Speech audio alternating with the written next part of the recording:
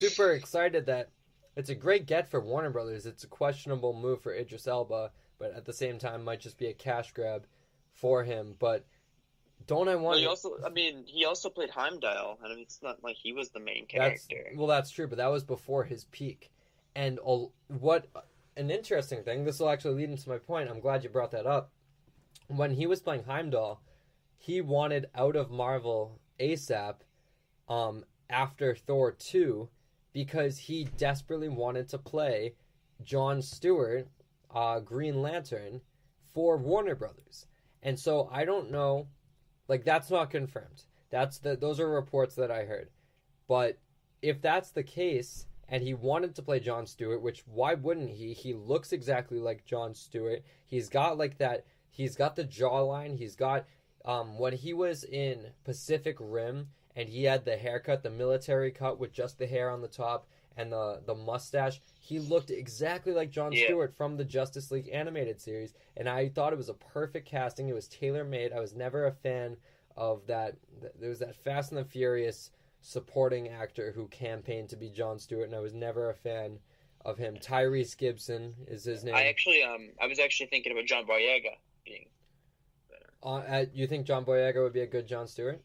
Yeah, I do. Yeah, he would actually. He's another good name, but Idris Elba was always a proponent of that. So I Yeah, actually only remembered that when I was talking about him now on the podcast, and I'm just kind of interested because maybe he kind of moved on from ever wanting to be in a Warner Brothers movie, be in a DC movie, and when he was offered Deadshot, he took it, or maybe he lost a passion for Jon Stewart, or maybe he never even wanted to be on Jon Stewart in the first place. Either way, it's in my opinion, I think Warner Brothers, between Warner Brothers and Idris Elba, Warner Brothers won this signing 100%. yeah, I completely agree with that. They got a big name. I think bigger than Will Smith, at least in acting prowess. I think Will Smith more people might know him, but I think Idris is obviously a better actor. Yeah. It's gonna be interesting to see this. I remember how excited I was for the original Suicide Squad, and Oh, I was so pumped. when I first saw it, I liked it, but I watched it again, and I didn't like it. But I think with James Gunn directing his script and some new actors, new characters, maybe some life can be breathed in this. The DCEU, it's chugging along. They're back on the rails after Aquaman. I mean, there's still 2 years until this comes out, so they have 2 years not to mess it up. Plenty of time, plenty of hype to be made around Harley Quinn, a key member of the Suicide Squad. Hopefully, they can lock down Margot Robbie because if Birds of Prey is a success, it's going to get a lot more people talking about Suicide Squad 2. All right, after that crazy bit of breaking news, we'll move on to our main story of today, and that's more details about Christopher Nolan's next upcoming movie. The headline, this comes from Esquire and Esquire.com, and it says Christopher Nolan's new film is a cross between North by Northwest and Inception. Dunkirk director Christopher Nolan has promised he is about to start shooting his next project, and it has been described as North by Northwest meets Inception. Other details on the film are thin on the ground, but Production Weekly confirms the romantic thriller has a firm release date of July 17th, 2020. Nolan spoke about the upcoming film during an 8-minute video presentation to the UK Cinema Association conference, where he reiterated his dedication to creating films for the big screen. My memories are not just of the films themselves and the amazing adventures unfolding on screen, they're also the sense of occasion, of being a young child entering an architectural space that's so much bigger and grander than myself. The thrill of the curtains opening, moving to enlarge the screen for a widescreen presentation, said Nolan. All right, Mike, not too many details in that report there, but basically Christopher Nolan's got another project on the way, much like when Dunkirk was first hinted at and when Interstellar was first announced and the first trailer dropped. A lot of mystery surrounding this project, but nonetheless, are you excited to hear that Christopher Nolan's next movie is on the way? Yeah, I am. I saw both of those movies in theaters actually, which is Me kind as of well. weird, fun to think about because like I feel like those movies were movies my parents wanted to go see more than I did, but I still really enjoyed them. And Christopher Nolan's one of the best directors working today. He makes some of the biggest, loudest spectacle movies out there, and I think it's interesting that he's kind of like using some Hitchcockian themes with Northwest, and then some stuff from his own movie. Inception. Inception, yeah. Yeah. So it could be interesting. It looks like he might scale it down a little bit because his last two movies have been such grandiose films. Seems like it might be a little bit more similar to, just kind of more grounded story. It seems. Yeah. From the description, there's not much, but I am excited. I love Christopher Nolan. I think, like you said, he is one of the best directors working in Hollywood today. The Dark Knight trilogy is amazing, and The Dark Knight, I know everyone says it, but I rewatched it about a month ago. It's on Netflix, and I encourage you to go back and visit it, anyone who's listening to this, because even though I know everyone has seen it by now, a lot of people, I think, forget. They're just so used to saying how good it is, they forget actually how good it is. Yeah, I feel that. Yeah, he's an amazing director. Interstellar was one of those movies that, upon repeat viewing, it gets better every time. And done. When I first went to see Interstellar, I didn't think I was gonna like it, but I walked out like completely dazed of like how interesting like the whole thing was. Yeah. Same thing with Dunkirk. Even though I had a bit of a headache, I saw it in IMAX quite loud, but still just like spectacle movie making. Something you honestly don't really see today without it being a blockbuster. Yeah. I think these movies still are blockbusters, but I think they're spectacles first. Yeah, Dunkirk is another movie. Though one interesting thing I'll say about Dunkirk is I thought it lacked characters. It did have a story, but I could not tell you a single character name from that movie. But that's not what that movie's goal was. I read a lot of articles saying, well, you don't remember any characters because that's how war is. Like, they're all nameless people. And, whether or not that was intended, I think that's a really great testament to Dunkirk. And Dunkirk, watching it, if I were to watch it and criticize it from a directorial standpoint, there are no criticisms whatsoever. He nailed war. He nailed the scale. The sound in that movie was amazing. The scope, the recreation of battles, and with all the ships and the planes and Tom Hardy as a pilot. Dunkirk, the scope of Dunkirk was insane. And so Christopher Nolan, he's a spectacle director, as you said.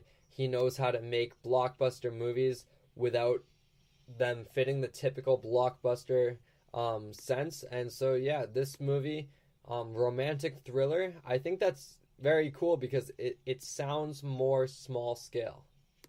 It does, yes. Usually when you put romantic on something, it shrinks it down. It makes the story sound more contained, like maybe it'll be because you're focusing on a relationship usually. And romantic thriller, maybe we'll see, whenever I hear romantic thriller and then Christopher Nolan-esque stuff, for whatever reason, it immediately made me think of, have you ever seen The Adjustment Bureau, Mike? No, I haven't. Does the title sound familiar to you? Sorta? So basically, The Adjustment Bureau, I want to say, I'll do a quick Google search. I want to say Matt Damon was the lead, but basically it's these two people in love. Matt Damon and Emily Blunt were the two leads, yeah. So these two people were in love, and these guys in suits are basically like not allowing them to be, and they're the Adjustment Bureau, and they're adjusting life to how it's supposed to be and making sure everything follows like a script. And so they were basically like, we get it that you guys are in love, but unfortunately, like, it's not part of the long-term plan. And so that it fits the romantic thriller vibe. And I don't know why, the whole spy aspect, and it kind of fit the Christopher Nolan genre. So if we get a movie similar to The Adjustment Bureau, I would have no complaints. Really enjoyed that movie. But yeah, so Christopher Nolan's next movie, looking forward to it. Mike, any final thoughts? I definitely same here. Hopefully, I get to see it in theaters again because I guess I have seen his last two movies in theaters. So hopefully, I keep up the trend. Absolutely. All right, and our final news story of the day is a trailer, and Mike and I have some differing thoughts on this. This is the trailer for Dark Phoenix, X-Men Dark Phoenix. I believe domestically it's just being called Dark Phoenix, and internationally it's being called X-Men Dark Phoenix. Mike, based on the trailer, are you excited for this movie? No, I don't care for the X-Men universe. I don't care about the characters. I the whole thing has been going on so long and hasn't connected well enough for me to care. These movies have been out since what? When did the first X-Men come out? I believe 2003. I was 3 years old. How am I supposed to care? Like, even if like you were born in 2008, you'd still be connected to the MCU somehow because of how easy and rewatchable those movies are. I don't really think the X-Men movies are that rewatchable. Oh, that has nothing to Mike, personal. the first one came out. Besides, first one came. Oh my God, the first one came out on my birthday, July 14th, 2000, the day I was born, the exact day I was born. That's crazy. Yeah. I do like Days of Future Past. Love that movie. Great movie. I don't think this is going to be good. It's Dark Phoenix. It's been in development hell. It's that universe is dead. You know what I mean? It is no longer going to be a thing after this. Disney owns it. They're killing it off. Yeah. I think the only reason this movie's coming out is because they made it. They can't just throw it away. All right. So maybe it's because I was born on the day that this franchise was also born. The day that this franchise leapt onto the big screen. Maybe that's the reason, but I adore the X-Men movies. I think they are hit or miss, but I think that they have more hits than misses. I think the first X-Men doesn't age well because of how many comic book movies we've seen, but it is still a good movie. I think it's very similar to the first Spider-Man movie in the sense that it's pretty campy, but not too campy. It's not George Clooney Batman, but it's campy enough that it stands out compared to our current X-Men movies. X2 is amazing.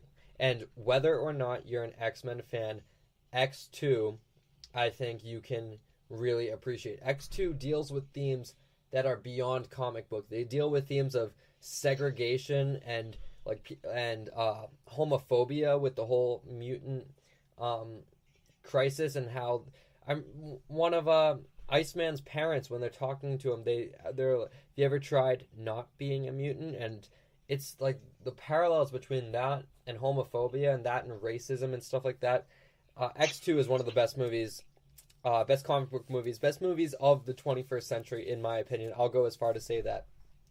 X-Men 3: The Last Stand, I understand the issues. And then the Wolverine solo movies aren't too hot, but Logan is really good. X-Men First. I forgot Logan. Yeah. I love X-Men First Class. I love how it takes place during don't tell me the Cuban Missile Crisis. During the Cuban Missile Crisis. Yeah, I'm gonna say, like, I don't hate the X-Men movies because I know they're well made. I'm just saying how long it's been going on. Yeah. And how, like, people are just not gonna be able to follow it anymore. Well, especially Dark Phoenix. Like, when does this, like, even take place in the universe? I do want to say, another thing I'll say, Days of Future Past is in my top 5 of comic book movies, and it's in my top 10 of movies ever made. I love Days of Future Past. It is masterfully made, and it does an amazing job of connecting the past with the present, and it works too. So here's what I'll say. Dark Phoenix is where it gets confusing because people are like, is the first X-Men trilogy still canon? Technically, it is, but stuff changes because of what they change in the past of Days of Future Past. So, like, they open X3 with Ian McKellen and Patrick Stewart de-aged, but that scene takes place 10 years before Dark Phoenix, so they look much older than they do in Dark Phoenix. And also, we have Jennifer Lawrence is coming back as Mystique, right? Yeah. That's crazy. Yeah, I've gone on a bit of an X-Men tirade, so I'm gonna transition to the trailer. And yeah, that's the one thing I don't like. I